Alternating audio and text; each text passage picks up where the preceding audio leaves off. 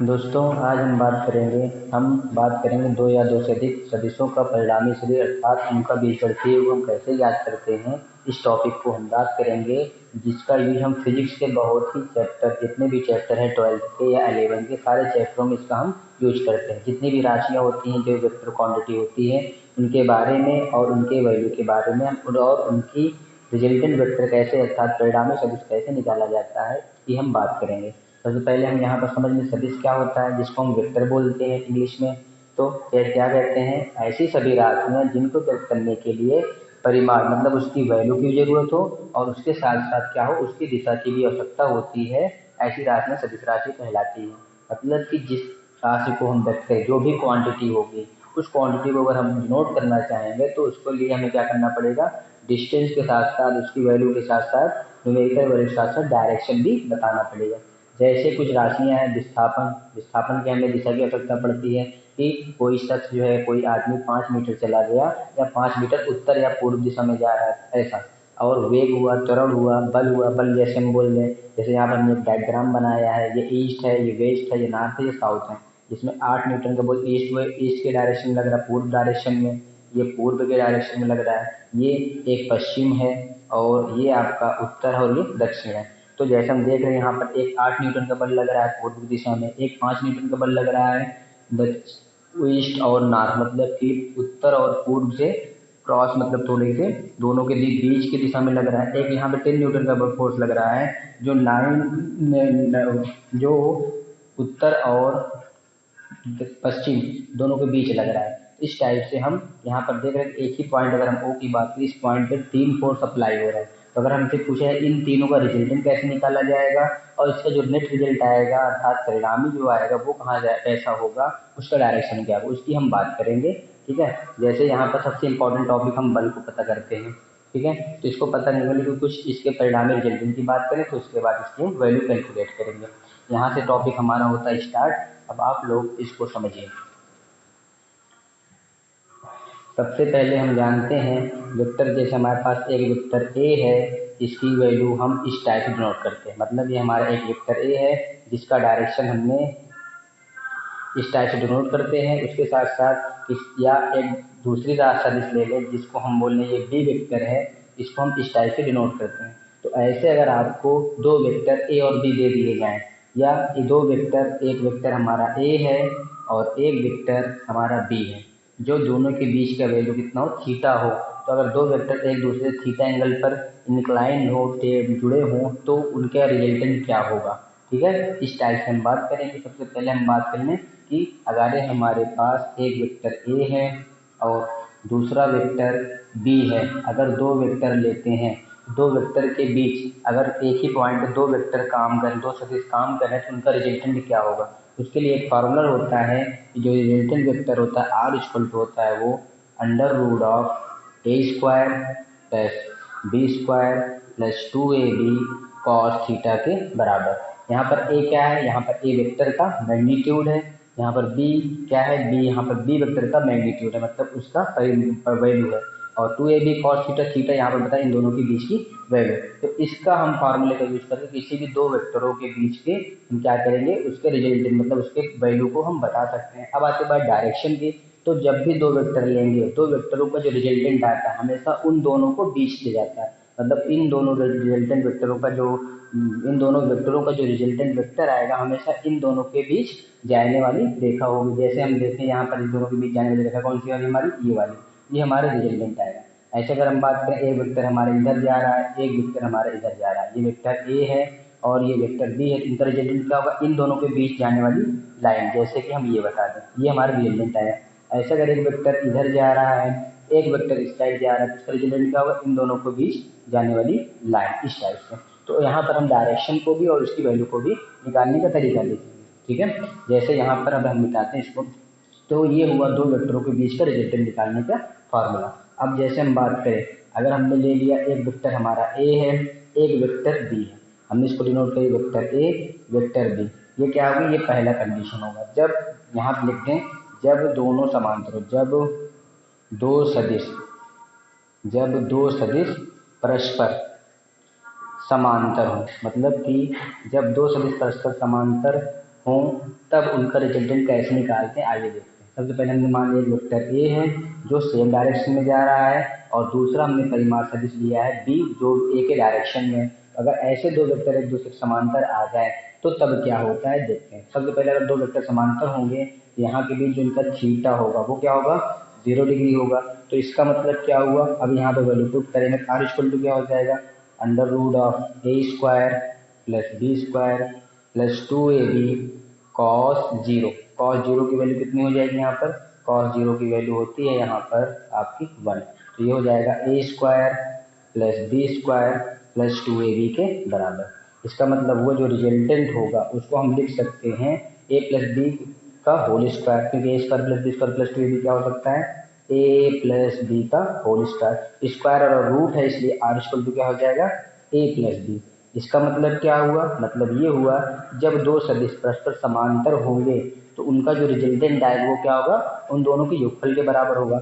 इसका मतलब ये भी हो सकता है कि अगर हम एक वेक्टर ए ले लें, एक वेक्टर बी ले लें, एक वेक्टर सी ले लें, ऐसे बहुत सारे वेक्टर ले लें जो सेम डायरेक्शन में जा रहे हैं, एक दूसरे समांतर हैं। इसका मतलब जो उनका रिजल्टेंट आएगा वैल्यू जो आएगी उन सभी के बीजगणितीय योग के, मतलब कि यहाँ पर उन सभी के या मॉड लगा दें हम तो फिर भी हम ऐसे लिख देते हैं उन सभी के क्या होंगे A plus B plus C plus D dot dot so on. मतलब जितने भी वेक्टर समान दिशा में होंगे उन सबका क्या होगा उनका जो रिजल्ट है उन सभी के योगफल के बराबर होगा। जैसे एग्जाम्पल समझें, यहाँ पर अगर हम एग्जाम्पल की बात करें तो जैसे हम बोल रहे हैं एक 5 न्यूटन का फोर्स हमारा इस साइड लग रहा है और 10 न्यूटन का फोर्स से भी, जैसे हम बोल रहे हैं हमने एक पॉइंट ओ लिया, इस पॉइंट पर एक 5 न्यूटन का फोर्स लग रहा है और एक फोर्स 10 न्यूटन का लग रहा है। अब बताइए इस पर टोटल फोर्स कितना अप्लाई हो रहा है। यहाँ पर एक ही पॉइंट पर 2 फोर्स अप्लाई हो रहे हैं और फोर्स क्या है यूनिट वेक्टर क्वांटिटी दोनों सेम डायरेक्शन में होने की वजह से इसलिए नेट रिजल्ट जो होगा नेट रिजल्टेंट क्या होगा आपका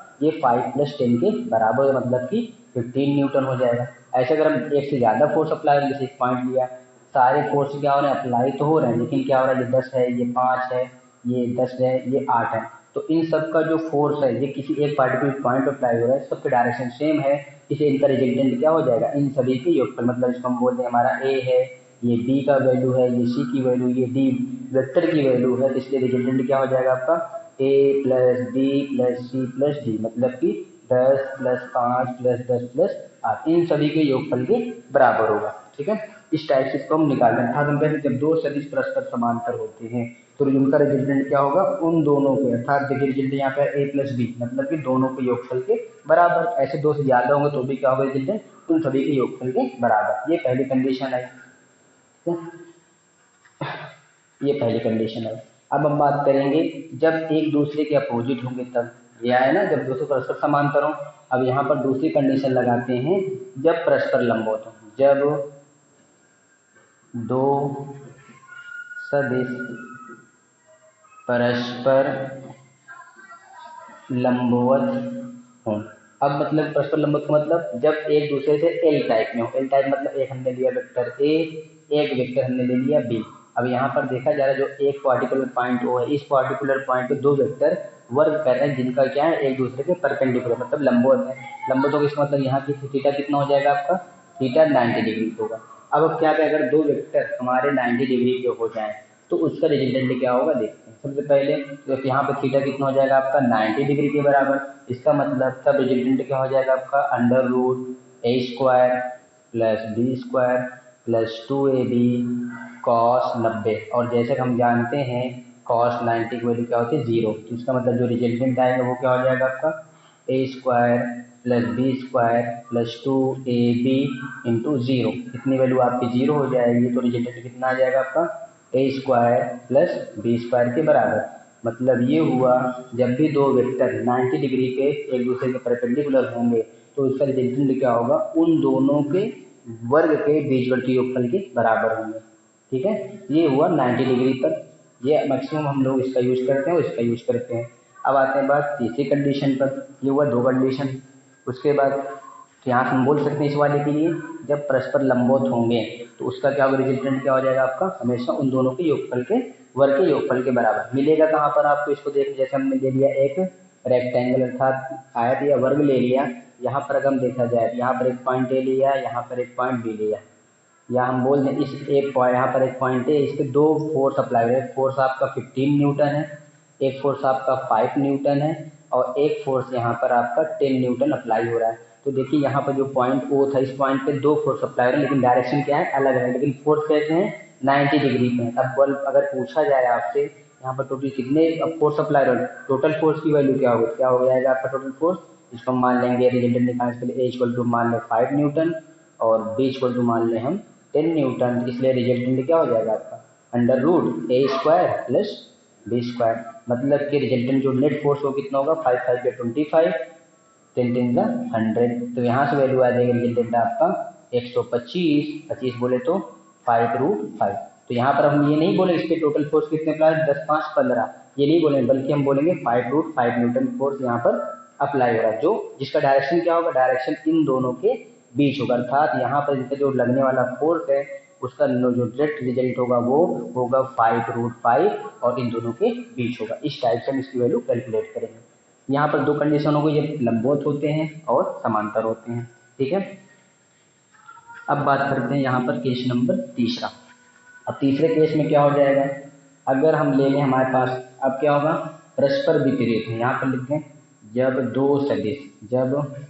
दो सदिश परस्पर विपरीत हो। विपरीत होने का मतलब क्या हुआ, अब देखते हैं विपरीत होने का मतलब क्या हुआ। इसका मतलब ये हुआ, अगर हमने लिया एक पॉइंट हो, इस पॉइंट पर दो फोर्स या दो वेक्टर क्वांटिटी अप्लाई हो रही हैं, एक आपका एक डायरेक्शन इधर जा रहा है, लेकिन दूसरा क्या है, जस्ट एक अपोजिट डायरेक्शन में। तो यहाँ पर जो फोर्स अप्लाई है कोई भी वैल्यू काम कर रही है, जो नेट रिजल्ट होगा उसका डायरेक्शन कहाँ होगा और उसकी वैल्यू क्या होगी। तो डायरेक्शन के लिए सबसे पहले हम क्या करेंगे, देख रहे हैं यहाँ पर एक दूसरे के अपोजिट है, दो वेक्टर है, इसलिए यहाँ पर थीटा कितना होगा आपका 180 होगा। तो इसका मतलब थीटा इक्वल कितना हो जाएगा आपका 180 के बराबर। तो रिजल्टेंट कहाँ जाएगा, देखते हैं। इसको अप्लाई करने से हम मान ये लेते हैं कि हमारा जो ए की वैल्यू है वो बड़ा है और बी वेक्टर क्या है आपका छोटा है, तो ये मान के चलेंगे तो आपको समझ में आ जाएगा। देखते हैं क्या होता है। तो यहाँ पर तब रिजल्टेंट आ जाएगा under root of A square plus B square plus 2ab। Theta यहाँ पे वहाँ पर रखेंगे हम cos 180। ठीक है, यहाँ से इसको सॉल्व करेंगे तो वैल्यू आ जाएगी A square plus B square plus 2ab। cos 180 को लिख सकते हैं cos 90 प्लस 90। यहाँ से रिजल्टेंट आ जाएगा under root of A square plus B square plus 2ab। cos 90 minus theta हो जाएगी माइनस साइन थीटा, और यहाँ से ये आ जाएगी value under root of A square plus B square plus minus minus 2ab sine 90 के बराबर, और साइन 90 की वैल्यू हो जाएगी under root of A square plus B square minus 2ab, value 1 आ जाएगी। यहाँ से आपका रिजल्ट यहाँ पर लिख देते हैं हम, आर इक्वल टू क्या हो जाएगा आपका under root of A square plus B square minus 2ab। जैसे हम जान लीजिए पूरा पूरा फार्मूला किसका है, ये हमारा फार्मूला है ए माइनस बी का होल स्क्वायर।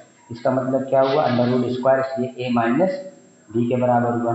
तो हम ये कह सकते हैं जब दो सदिश एक दूसरे के अपोजिट डायरेक्शन में होंगे, यहाँ पर मैं ए को बड़ा माना था बी को छोटा माना था, इसका मतलब क्या हुआ, इसलिए क्या होगा रिजल्टेंट ए माइनस बी, मतलब बड़े वाले से क्या छोटे वाले को घटा देंगे। ठीक है, मतलब जब दो सदिश एक दूसरे विपरीत डायरेक्शन में होंगे तो उनका जो रिजल्टेंट होगा वो क्या होगा, उन दोनों के अंतर के बराबर होगा। अंतर कैसा, बड़े वाले से छोटे को घटा देना। जैसे यहाँ पर हम बात करें पॉइंट 2 है, यहाँ पर आपका 15 न्यूटन फोर्स अप्लाई हो रहा है, यहाँ पर आपका 5 न्यूटन फोर्स अपोजिट डायरेक्शन में कोई खींच रहा है। यहाँ पर जो नेट फोर्स अप्लाई वो कितना होगा, वो बड़े वाले छोटे को घटा देंगे, मतलब कि 15 माइनस 5 अर्थात 10 न्यूटन का फोर्स पे नेट रिजल्ट अप्लाई हो रहा है। इस टाइप से ऐसे अगर हम फर्स्ट और सेकंड थर्ड सब मिला के चलें, जैसे हम यहाँ पे एक एग्जाम्पल लें, जैसे कि हम बोले यहाँ पर एक पॉइंट 2 है, इस पे दो फोर्स अप्लाई है 5 न्यूटन का, और एक ही फोर्स इस पॉइंट पर अप्लाई हो रहा है आपका 10 न्यूटन का।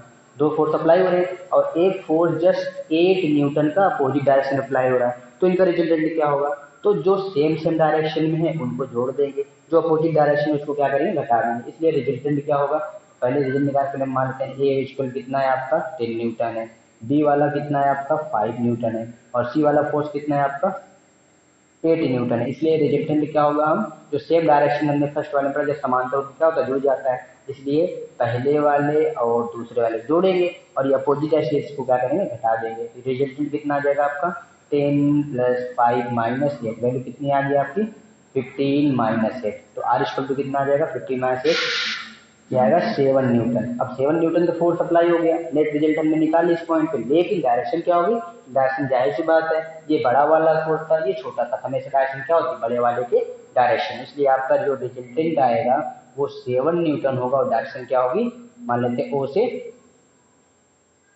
राइट हैंड साइड की तरफ। इस टाइप से वैल्यू कैलकुलेट करते हैं।